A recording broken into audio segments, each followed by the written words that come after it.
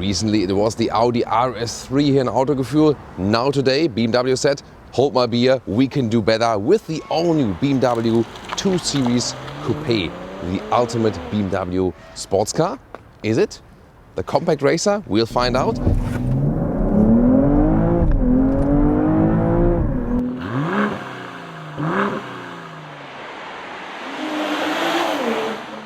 Here in the front part we can see the new double kidney, really very wide and adaptive intakes here. So you see here, they are indeed moving. Then you can see in the technology pack, the optional technology pack, you can see here in the lower part an additional spoiler lip for even better aerodynamics. This one here is the M240i xDrive, the top sports model with the 6-cylinder, soon more to that engine as well. These headlamps here, really impressive signature. You can see the daytime running light also will switch to the hazard lights or the turning indicators, the full size, when you have this optional adaptive LED, which you can also get. The normal base LED lamps, they have a smaller signature than in the lower part. Technology-wise, by the way, also a lot of changes. It has a wider track, especially in the front, around 6 centimeters, around 2 inches, and the camber inclination has also changed, it's negative. So, you know, in an extreme way, the wheels are like this, you know, and then you have a direct approach here when steering. But it's just half of a degree, but still has a massive effect. And you can see here design-wise on the hood, especially if you look from the side, then you know it's really massive power dome style. The length now at 4 meters 54 or 179 inches here for the new 2 Series Coupé. Well, that's a wheelbase increase then of about 5 centimeters or 2 inches. And the most important thing is this is derived from the 3 Series platform, means rear-wheel drive, or then here all-wheel drive with a rear-wheel bias. Wheels 17 to 19 inch, and here the M240i directly comes with the 19-inch wheels. And in this technology pack, you even have, you know, some more fancy stuff. These are then even wider tires, and that's why they also get these additional flaps here at the side. Then the M Performance or the M Colors badge right there. We have contrasting mirror caps here as well, and Thundernight Metallic is the name of this very special purple color. The door handles are now integrated, but also lift up like this. Hey, door closing sound. It's not too bad for a vehicle that has frameless doors, actually. Yeah, and then we have, you know, these shoulder or haunches area in a very, very strong way. So yeah, no doubt about that sporty styling. Wow, then there's something very special coming ahead here. Look at this, the tail lamps, super three-dimensional. Wow, this is really something very unique and a daring design. Overall at the rear, very strong here, although we are in the compact segment. xDrive, that means it's the all-wheel drive model, and then the super strong diffuser style here as well. And Autogefühl fake exhaust police is right here because these Freiformblenden, listen and repeat, Freiformblenden, that's the German word for like a free-form outline cover, so to speak, for the exhaust tips. The rear ones then are there on the inside. The weight balance, by the way, 50-50, so very well balanced between front and rear axle. And of course, this model here, it's worthwhile to take a look at that engine. Ta-da! The 3-liter inline 6-cylinder by BMW, one of the most popular combustion engines nowadays, performance engines, and performance badge there too. So 374 horsepower, 4.3 seconds is the acceleration figure, and in this case then the rear-wheel biased all-wheel drive. However, it is already confirmed that here the 240i will also come as a rear-wheel drive only version, so the combination 6-cylinder plus rear-wheel drive will be possible, just not the manual gearbox. You can also get a 230i, that then would be the 2-liter 4-cylinder with 245 horsepower and 5.5 seconds in the acceleration figure. This is then the entry-level version for the US. And there's also a 220i, even less horsepower, 2-liter 4-cylinder. And there will also be, even for European market, a 2-liter 4-cylinder diesel. This, however, even has a 30% share in the whole sales. So this is also one of the major engine models for this generation.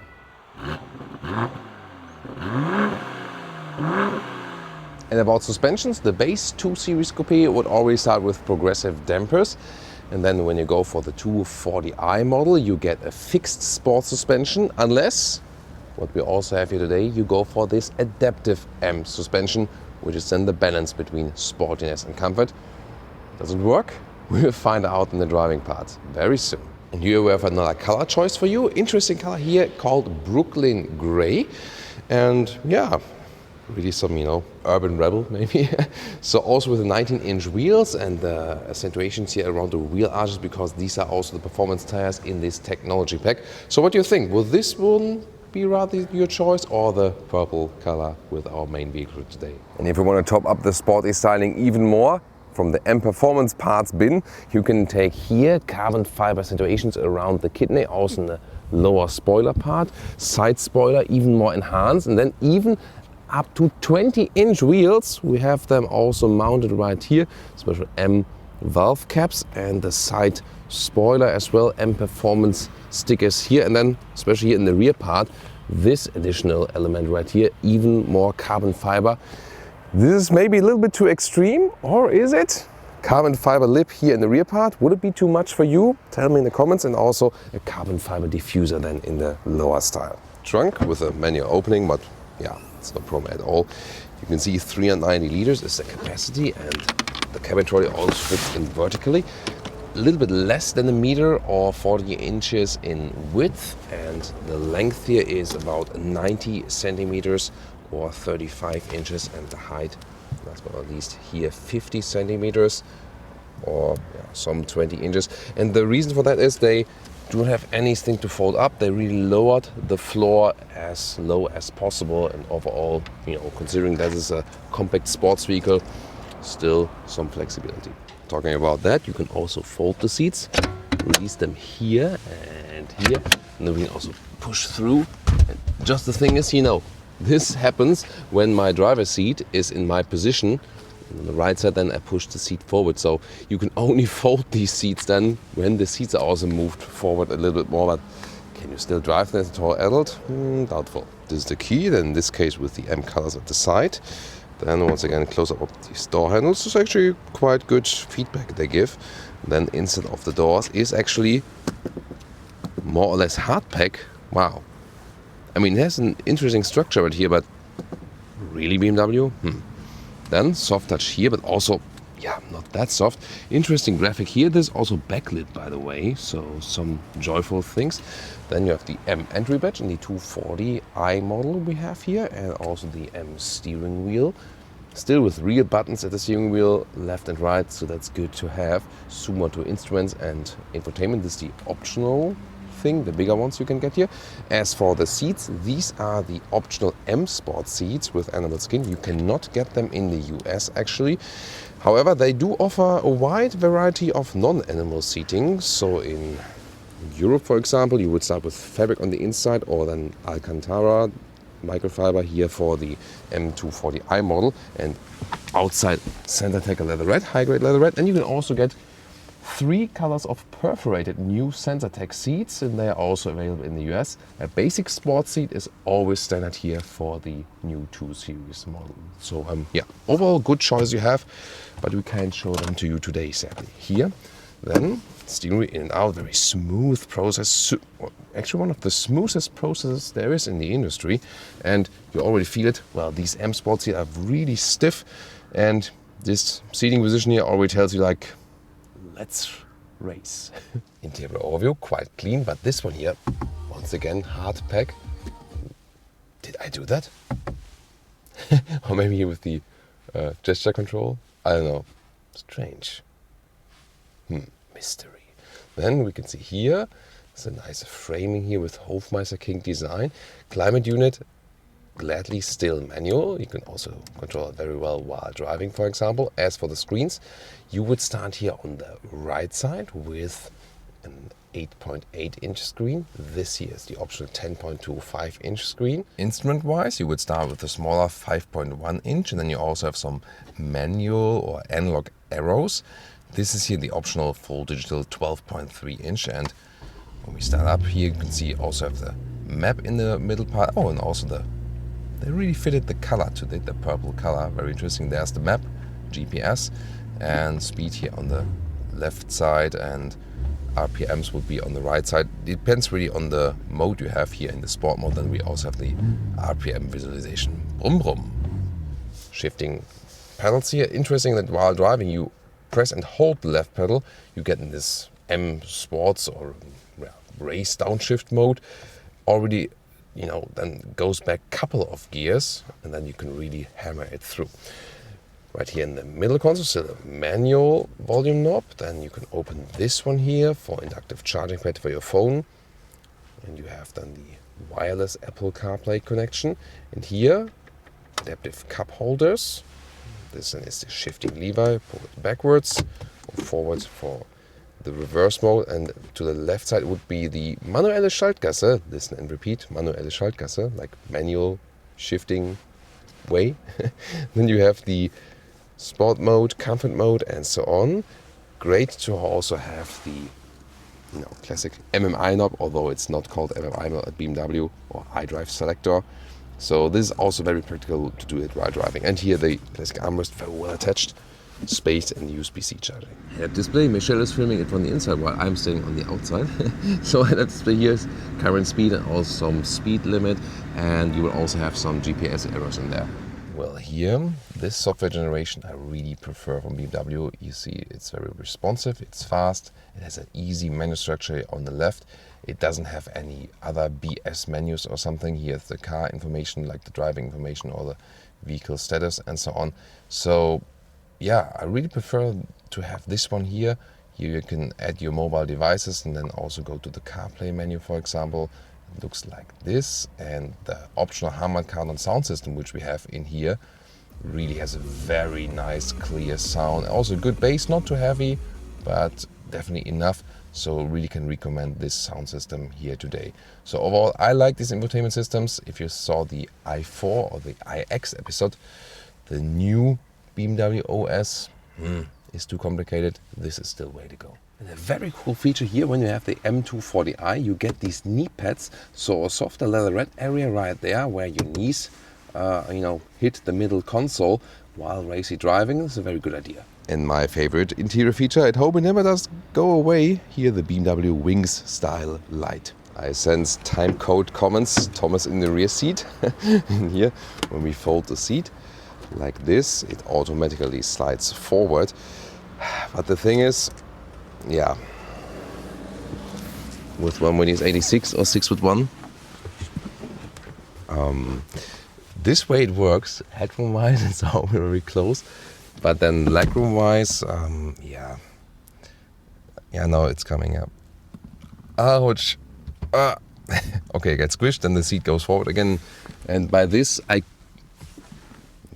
if the passenger would be a little bit smaller, then it could work. So 2.5 adults, but 4 adults, no way, because when you look here behind my driver's seat, I could never actually fit in there. So yeah, definitely more like a 2+2 seat or something.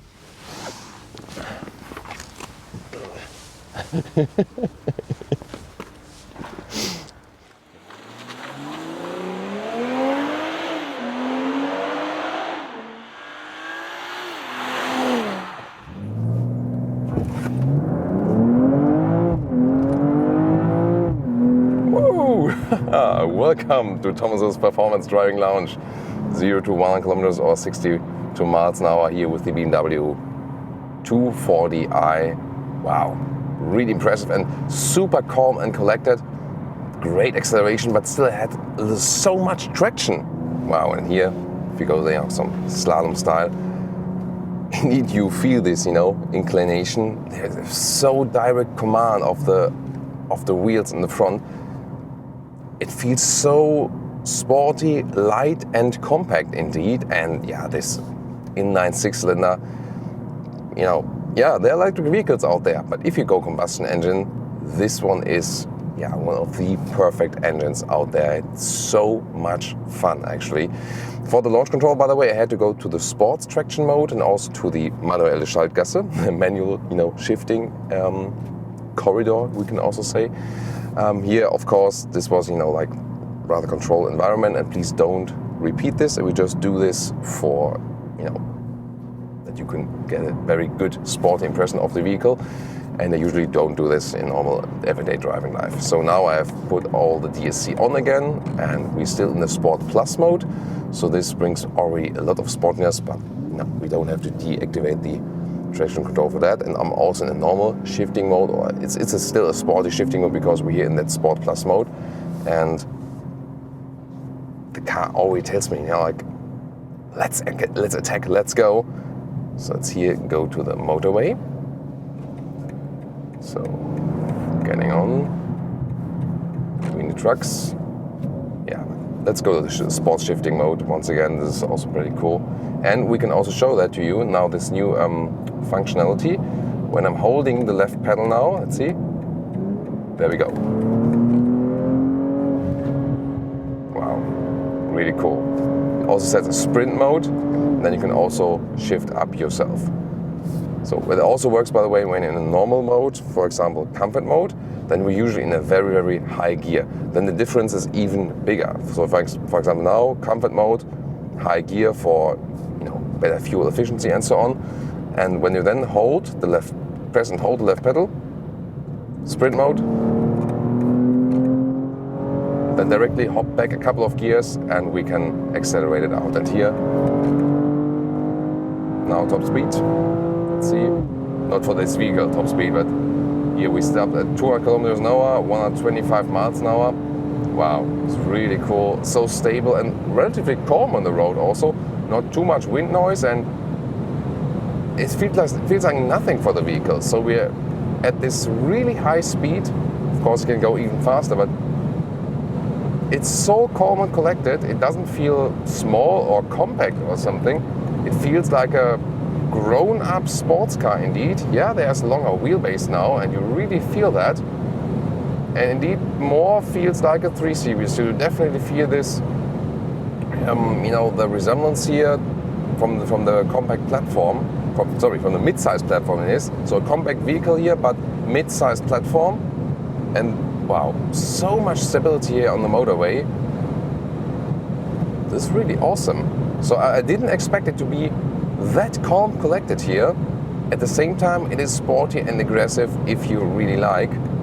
And I mean, I feel like I could easily go double the speed without any problem at all. Then there are also modern assistance systems. For example, we have the cruise control right here, keeping distance to the car in front of us. Here, for example, I'm not braking. The car is doing that for us. This one is also then here changed in the distance, right here at the steering wheel. But you can also keep it more basic with that. You don't have to, go for the most elaborate assistance systems. So maybe the lane keeping assist is not the most important feature here for this vehicle. It feels very, very, grounded here, so to speak, on the motorway. It's a very, very good motorway vehicle.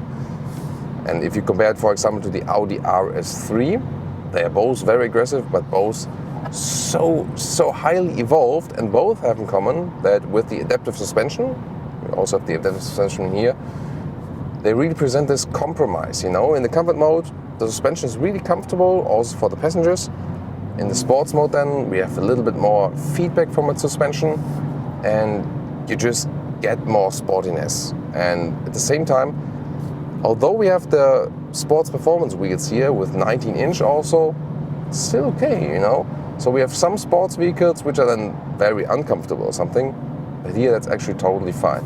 Yes, the M Sport seats here, they have less comfort than the normal sport seats, but the good thing is you can't get them in all markets anyway, and I guess that's actually a good thing, especially when you have then the perforated sensor tag or even the fabric or microfiber surface in the EU, then you will have even more comfort with these. Here, 145 kilometers an hour, 90 miles an hour, still very good as for the noise insulation and so on. So the whole car tells me really very good build quality. It feels indeed like a perfect driving machine.